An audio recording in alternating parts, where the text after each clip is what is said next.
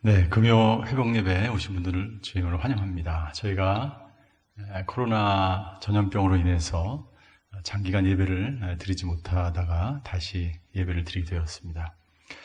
함께 만나서 예배 드리지 못하는 것이 우리에게 굉장히 영적으로 곤고해지고 또 정서적으로도 메마르게 하는 것 같습니다.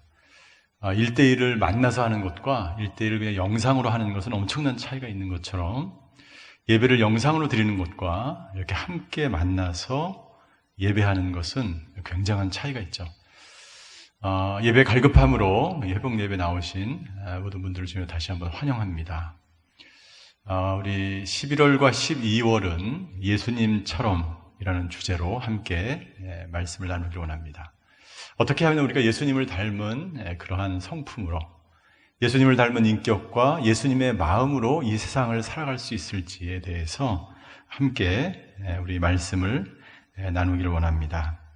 오늘은 예수님처럼 사랑하라라는 주제로 함께 은혜를 나누는 시간 되기를 원합니다. 제가 지난주에 신방을 간 적이 있었는데요.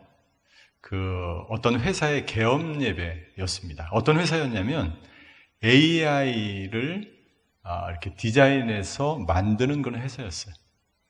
가서 진짜 보니까 사람을 닮은 사람도 있고 캐릭터도 있고 이 모든 이 이미지나 혹은 형상들이 사람이 원하는 그 방법대로 서로 쌍방향이 말을 하면서 예를 들어서 그 유치원 아이들은 영어를 가르치기도 하고 어떤 사람, 어떤 캐릭터, 어떤 AI는 이 커피를 주문받기도 하고 이런 것들 다 하는 거예요. 깜짝 놀랐어요. 그래서 향후에 그 개업을 한 그 집사님이 저에게 이야기를 해줬는데 향후에 10년 정도 후에는 모든 것이 다 AI로 다 된다는 거예요. 그것도 쌍방향으로. 깜짝 놀랐어요. 그래서 그러면 앞으로 설교자도 AI 설교자가 딱 나타나가지고 내가 원하는 예를 들어서 치유의 설교를 듣고 싶다. 그러면은 치유에 관한 탁월한 그런 설교문이 다 입력되어 있는 거죠. 예. 예를 들어서 비전에 대한 설교다. 그럼 다 입력되어 있는 거예요. 그리고 그 연령대에 맞는 톤과 모양과 그 신학적 깊이와 이런 것으로 설교를 할 수 있다는 거예요. 깜짝 놀랐어요. 그런데 중요한 사실이 있어요. 그 AI 그 화면이 나오는데 제가 뒤를 가보니까 그냥 그 뒤는 뭐가 있을까요? 그냥 노트북이나 컴퓨터 같은 조그만 기계가 하나 있는 거예요. 자, AI가 사랑을 할 수 있을까요?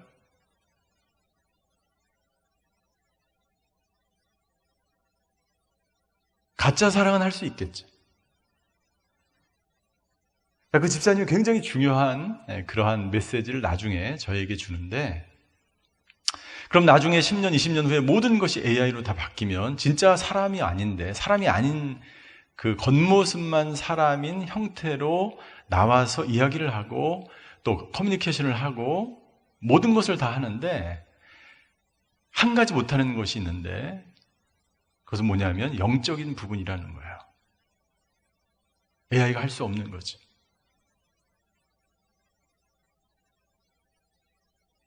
그리고 AI가 진정으로 감정을 교환하면서 다른 사람과 서로 교류하는 사랑이나 또는 그 외에 하나님이 우리 인간을 창조하시면서 독특하게 우리 안에 하나님의 형상을 닮은 사람으로 주어주신 그것은 흉내는 낼 수 있지만 진정으로 사람과 사이에 일어나는 그러한 영적인 교류나 사랑이라든가 이런 것들을 할 수 없기 때문에 AI가 발전할수록 사람들의 마음은 점점 공허해진다는 거예요. 왜냐하면 가짜이기 때문이죠. 그 외에는 기계가 있기 때문이죠. 그러면서 점점 사람들의 관심은 어느 쪽으로? 영적인 것과 로봇이나 AI가 할 수 없는 그런 부분으로 사람들은 더욱더 관심을 쏟는다고 하는 것입니다.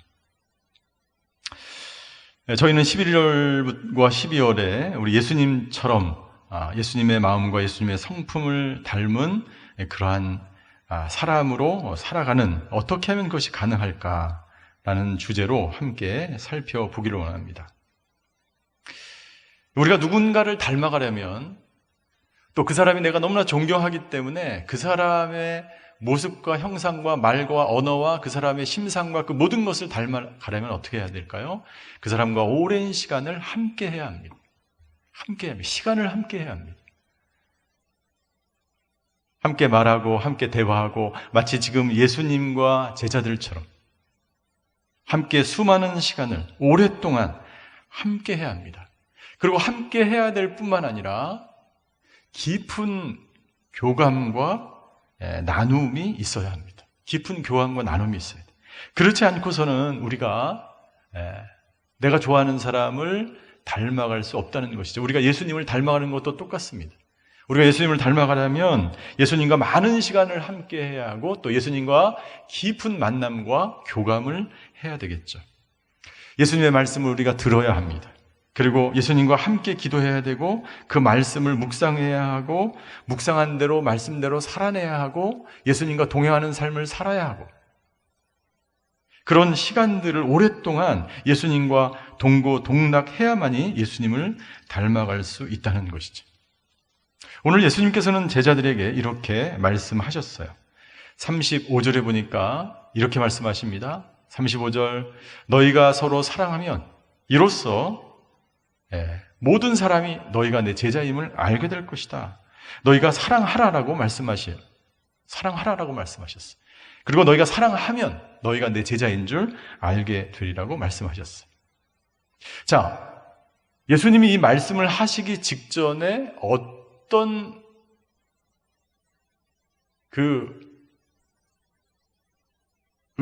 예전을 하셨는데, 어떤 예식을 하셨는데 어떤 것을 하셨을까요? 너희가 사랑하라라고 말씀하시기 직전에 예수님은 제자들의 발을 씻겨주셨어요. 제자들의 발을 씻겨주시고 나서 너희가 서로 사랑하라라고 말씀하셨어요. 그리고 내가 너희를 이렇게 발을 씻겨준 것처럼 너희도 서로 발을 씻겨주어라 라고 예수님은 말씀하고 있는 거예요. 첫 번째, 우리가 예수님처럼 사랑하려면 첫 번째, 섬김을 통해서 사랑해야 합니다. 내가 사랑하는 사람이 있다면, 내가 좋아하는 사람이 있다면 내가 그 사람을 향해서 어떤 것이든 다 줄 거예요. 주고 싶을 거예요. 하나도 남김없이 그 사람을 위해서 내가 모든 것을 섬기며 그 사람을 위해서 모든 것을 바칠 거예요. 우리 요한복음 13장 14절과 15절 같이 한번 보시겠습니다.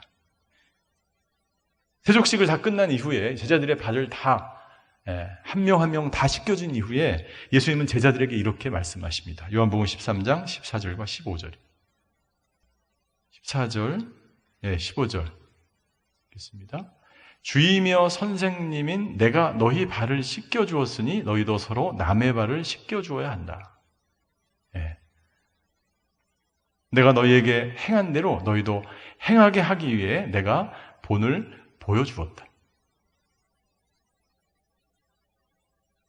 자, 예수님께서는 서로 발을 너희도 씻겨주어라. 그 당시의 관례는 뭐냐면 노예가 주인의 발을 씻겨주는 거예요. 아랫사람이 위에사람의 발을 씻겨주는 거예요. 그런데 예수님은 주님이며 선생님으로 불려졌음에도 불구하고 스스로 자기 제자들의 자기 아랫사람이라고 여겨지는 사람들의 발을 씻어주면서 어떻게 사랑해야 되는지 내가 너에게 본을 보여준 것처럼 너희도 이렇게 사랑하라라고 말씀해 주셨습니다. 즉 너희도 나처럼 섬겨야 한다라고 말씀하셨어요. 제가 우리 아들이 어느 날 저에게 전화를 했어요. 그래서 저희가 보통 제 아들이 저에게 전화하는 날은 어떤 날이에요? 용돈이 떨어진 날이에요. 이제 한국에 들어와 있는데 그래서 전화가 와가지고 용돈이 떨어졌구나. 그래서 우리 오늘은 밖에 나가서 식사를 꼭 하자는 거예요. 그래, 그렇게 하지 뭐. 가만히 보니까 그날이 제 생일이었어요.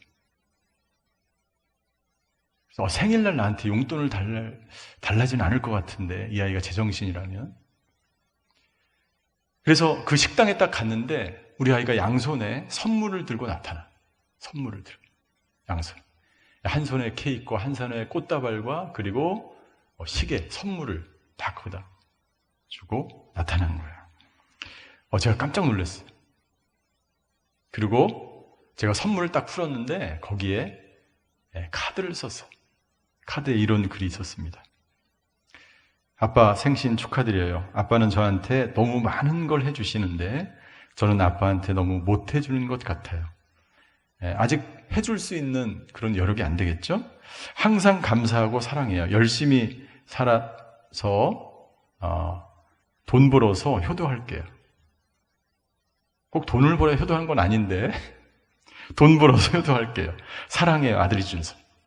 제가 그 카드를 보고 제 마음이 굉장히 따뜻해지고 굉장히 감동이 되었어요. 저는 이제까지 우리 아들을 위해서 모든 것을 다 최선을 다해서 우리 아들이 잘하도록 노력했고 우리 아들을 섬겼죠. 그런데 우리 아들이 그것을 알아주는 거예요. 그리고 그날 저를 딱 하루였지만 저에 대해서 극진히 저를 섬겨준 것에 대해서 제 마음에 큰 기쁨이 있었습니다. 똑같은 거의 비슷한 그런 일들이 있었는데 어떤 일이냐면 아주 오래전에 제가 샤이닝 글로리라고 하는 프로그램에 들어간 적이 있어요. 이 샤이닝 글로리는 뭐냐면 뜨레스티아스라고 하는 그 프로그램을 온누리식으로 바꾼 그런 프로그램이에요. 이 샤이닝 글로리 훈련의 특징은 뭐냐면 모든 스태프들과 모든 환경들이 이 훈련을 받는 학생들을 섬기는 데 초점이 맞춰져 있어요. 그래서 제가 그 훈련을 받으러 들어가는 날부터 첫 번째 시간부터 마지막까지 제가 엄청난 은혜를 받았어요. 근데 뭐에 은혜를 받았냐면 뭐 강의가 좋다거나 뭐 간증이 좋다거나 뭐 그런 게 은혜를 받은 게 아니라 거기 있는 스태프들이 저를 따라다니면서 섬기는데 제가 엄청난 눈물을 흘렸어요. 너무나 감동이 되었어요. 혹시 누구로부터 섬김을 받은 적이 있으십니까? 혹은 다른 사람을 정말 내가 사랑하기 때문에 섬겨본 적이 있으십니까? 내가 누군가에게 섬김을 받거나 내가 누군가를 섬긴다는 것은 바로 예수님의 사랑을 보여줄 수 있는 가장 좋은 기회라고 하는 것이죠. 니치 나단 목사님이라고 하는 분은 이 섬기게 될 때 받는 축복을 4가지를 이야기합니다. 첫 번째, 만약 우리가 누군가를 섬기게 된다면 우리에게 섬기는 사람, 우리 자신의 자신감이 생겨난다는 거예요. 다른 사람을 돌보고 좋은 일을 하며 성취감을 느끼면서 나 스스로가 자신감을 느끼게 된다는 거예요. 두 번째, 섬김은 우울증을 이기게 한다는 거예요. 우울증을 이기게 한다. 어떻게? 우울증이 있는 분 대부분은 혼자 있으려고 합니다. 아무도 만나려고 하지 않죠. 그러나 섬김을 통해서 함께 누군가를 지지하고 격려하는 자리에 있게 됨으로써 정기적으로 만남을 갖고 교제를 하게 되죠. 우울증이 사라지게 된다. 세 번째, 육체적으로 건강해진다. 네 번째, 섬김은 우리를 행복하게 해준다. 정확하게 이 섬기는 봉사와 행복의 직수의 상관관계를 이 리서치 연구기관에서 조사했는데 정비례한다는 거예요. 정비례. 여러분들 어떻게 섬길 수 있을까요? 섬기는 것을 우리가 그냥 막연하게 내가 큰 봉사단체 혹은 내가 거창한 곳에 가서 섬긴다라는 생각을 하지 마십시오. 여러분들 가장 가까운 곳에서 섬길 수 있어요. 회복사역 스텝으로 섬길 수 있어요. 지원하십시오. 함께 회복될 수 있어요. 여러분 우리가 회복사역 스텝이 된다 그래서 내가 더 많이 배웠기 때문에 다른 사람을 가리키거나 내가 다른 사람을 주의하거나 조종하거나 이렇게 하기 위해서 스텝을 하는 게 아니에요. 우리 12개의 사역팀이 있는데 곳곳에 스텝으로 섬기는 사역자가 250명이 넘습니다. 기쁨으로 섬겨요. 아무런 보수도 주지 않습니다. 페이가 없어요.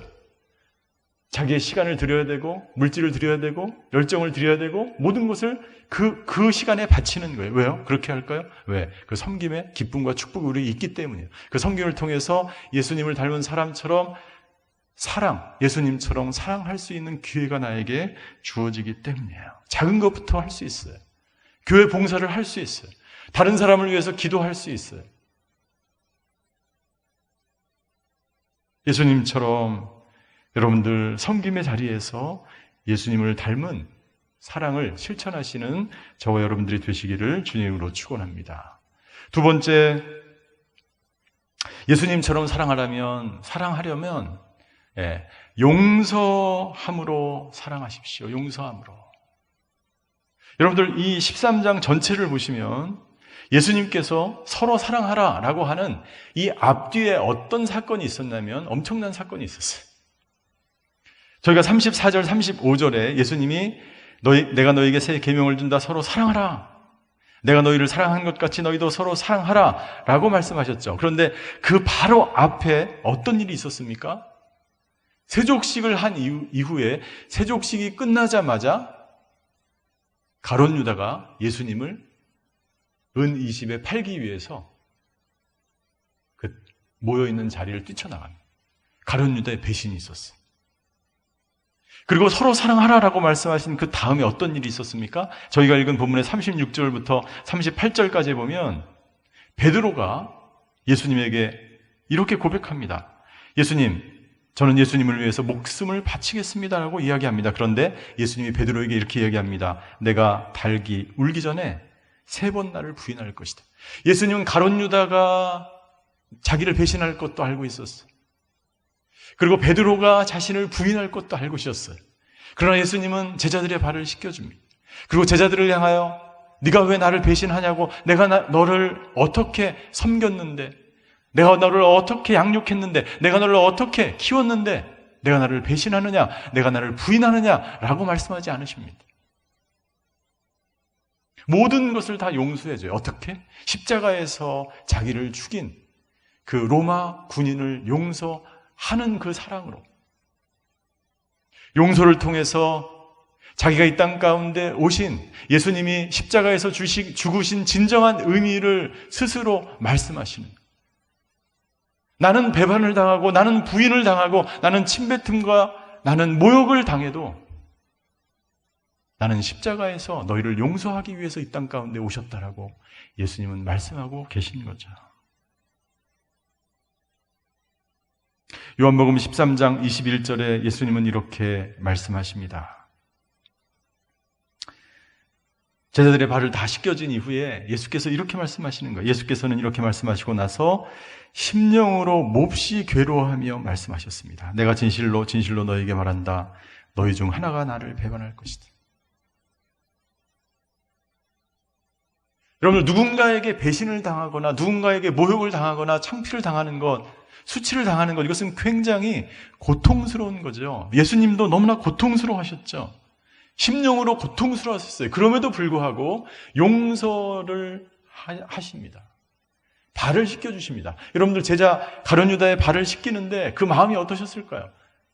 마음이 어땠을까요? 여러분들 누군가 당신을 배반하는데, 누군가 당신을 모함하고 당신에게 욕을 하고 뒤에 가서 당신을 욕하는데 내가 그 사람의 발을 씻겨줘야 되는 거야. 어떤 마음이 드시겠어요? 예수님과 똑같은 마음일 거예요. 심령으로 몹시 고통스러울 거예요. 발을 닦다가 이 세숫대야를, 이 떼꾸녕 세숫대야를 그 사람 얼굴에 확 부을 것 같아요. 그렇지 않겠어요? 용서하는 것 자체는 너무나 힘들고 고통스러운 것인 줄 예수님은 잘 알고 있었어요. 그러나 예수님은 용서를 선택하십니다. 여러분들 어떻게 용서할 수 있을까요? 다시 제가 용서에 대해서 말씀드리기 원합니다. 여러분들, 우리가 용서에 대해서 잘 이해하지 못하기 때문에 나는 도저히 용서를 못하겠다라고 말씀하시는 분들도 있어요. 혹은 내가 나에게 잘못을 한 그 사람이 내가 용서해주면 내가 너무나 고통스러울 것 같아서 용서가 안 된다고 하는 사람도 있어요. 여러분들, 용서란 첫 번째 용서가 있고 두 번째 용서가 있어요. 그리고 세 번째 용서가 있어요. 첫 번째 용서는 뭐냐면 그 사람의 잘못을, 죄악을 용서하기로 결단하는 거예요. 결단하는 용서입니다. 왜요? 예수님께서 나의 죄를 7번에서 70번까지 490번, 아니 무한정, 그 엄청난 죄를 예수님이 다 용서해 주셨기 때문이죠. 그래서 나도 동일하게 나에게 잘못한 그 사람에 대해서 용서하기로 결단하는 거예요. 결단의 용서입니다. 용서는 결단으로부터 시작되는 거예요. 누구든지 용서하기로 결단해야 합니다. 당신이 그리스도인이라면, 당신이 예수님의 십자가의 보혈을 통해서 그 죄 사함을 받은 사람이라면 당신도 똑같이 용서하기로 결단해야 돼요. 두 번째 용서가 있는데 그 용서는 뭐냐면 과정의 용서예요. 여러분, 용서를 한 다음에 그 사람이 나타났어요. 그러면 어떻게 해요? 또 분노가 일어나겠죠? 또 화가 나겠죠? 미워지겠죠?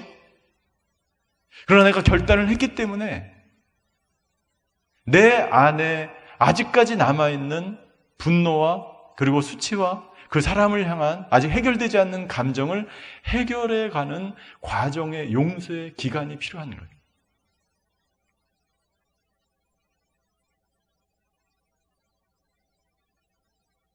세 번째 용서가 있는데, 세 번째 용서는 뭐냐면 이 모든 상황들을 받아들이기로 결단하는 거예요.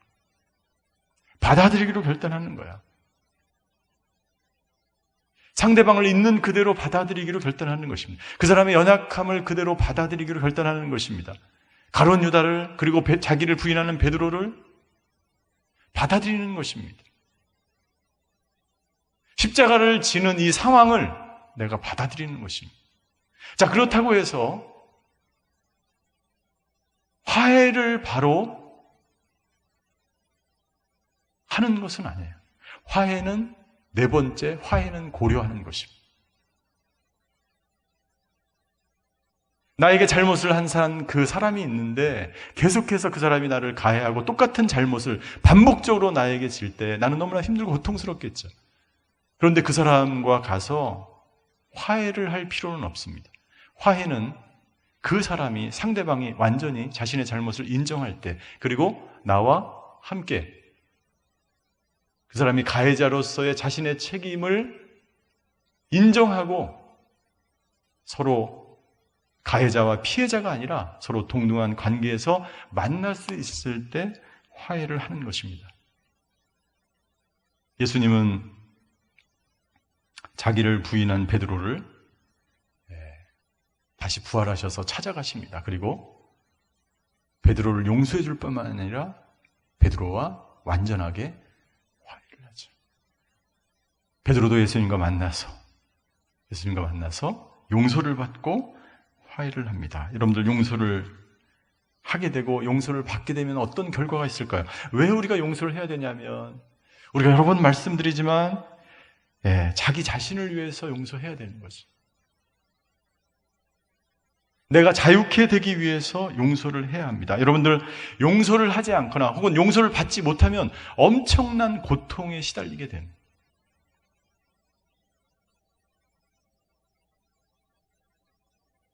다른 사람을 용서하지 못하는 사람도 있지만 자기 자신을 용서하지 못하는 사람도 있어요. 내가 그 사람에게 그런 수치와 모욕을 당한 것에 대해서 내가 내 자신을 용서하지 못해서 고통스러운 사람도 있어요. 자기 자신도 용서해야 합니다. 그리고 이 상황 가운데 벌어진 모든 상황 속에서 하나님도 용서를 해야 합니다. 용서를 할 때 우리는 진정 묶임에서 해방되는 자유함을 맛볼 수 있기 때문이에요. 용서를 통해서 하나님의 사랑을 나타내야 합니다. 예수님처럼 사랑하려면 우리도 아주 자그마한 부분까지 우리 안에 있는 용서하지 못하는 마음을 내려놓고 용서할 수 있다면 우리는 조금씩 그 예수님을 닮아가는 사람이 될 수 있다는 것이죠.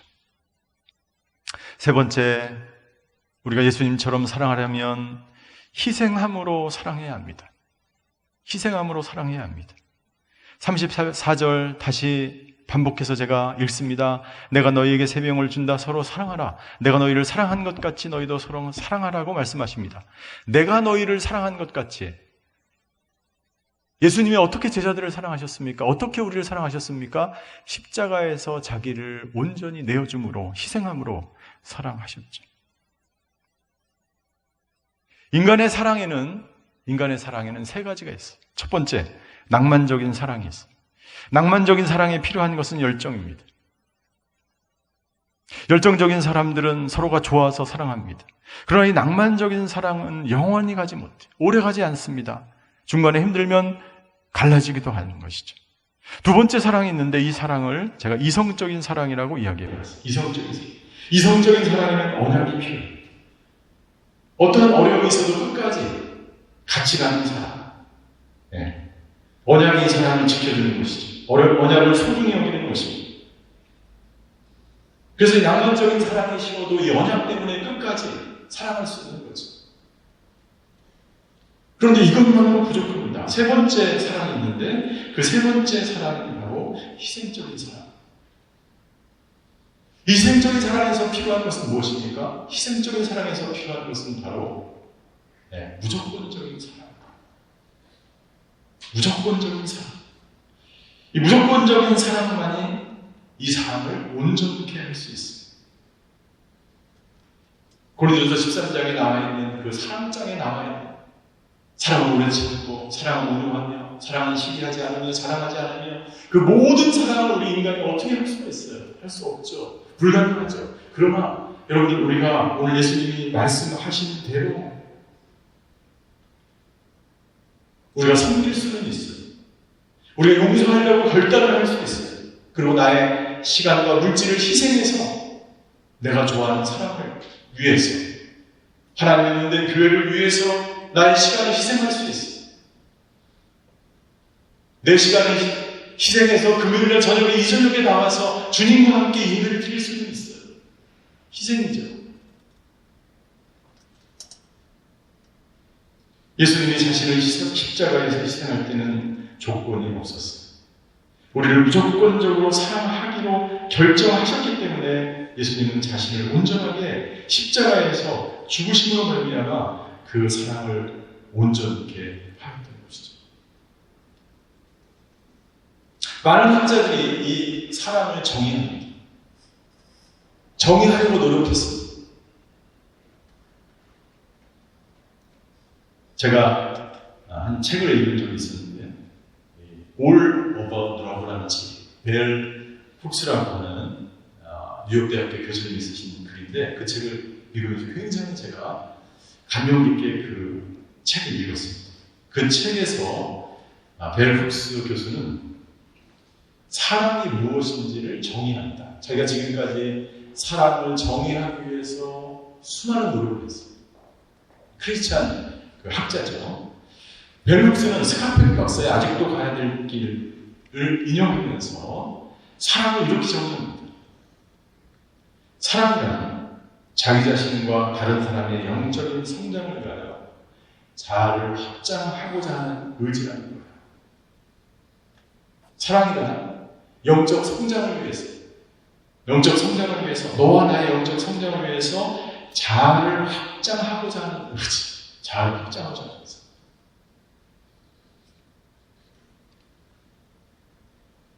이기적인 사람은 자기만의 성장을 위해서, 자기만의 만족을 위해서, 자기만의 사랑을 하는 사람들이에요. 이기적인 사람이죠. 이기적인 사랑이 있는 곳에는 절대로 섬김이 있을 수가 없어요. 희생이 있을 수가 없어요. 용서가 있을 수가 없어요. 조금만 실수해도 정죄하죠. 조금만 잘못해도 눈 감아주지 않죠. 자, 그런데 벨 훅스 교수가 굉장히 중요한 얘기를 합니다. 그 다음에 굉장히 중요한 얘기를 하는데 어떤 얘기를 하냐면 이 사랑의 정의를 깨닫고 아는 것보다 더 중요한 것은 사랑을 실제로 행할 때 사랑이 존재한다는 사실이에요.